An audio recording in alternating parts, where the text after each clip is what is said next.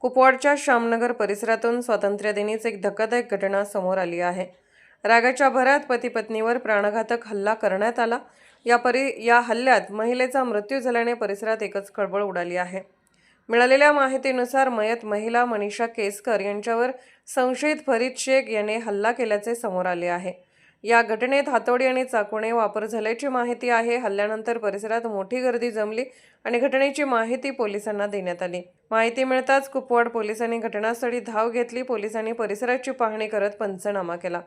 तसेच संशयित फरीद शेख याला ताब्यात घेत पुढील चौकशी सुरू केली आहे। या हल्ल्यामागे नेमका काय वाद होता, हल्ल्याचे कारण काय आणि घटनेत आणखी कोणाचा सहभाग आहे का याचा तपास पोलिसांकडून सुरू आहे। घटनेमुळे श्यामनगर परिसरात तणावाचे वातावरण निर्माण झाले असून पोलिसांनी परिस्थितीवर नियंत्रण ठेवले आहे। दरम्यान या प्रकरणाचा सखोल तपास करून दोषींवर कठोर कारवाई करावी अशी मागणी नागरिकांकडून होत आहे। कुपवाडमधील या धक्कादायक घटनेने पुन्हा एकदा कायदा सुव्यवस्थेचा प्रश्न ऐरणीवर आला आहे। Bureau report, police times news, Sangli.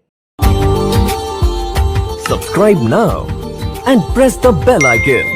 Never miss an update.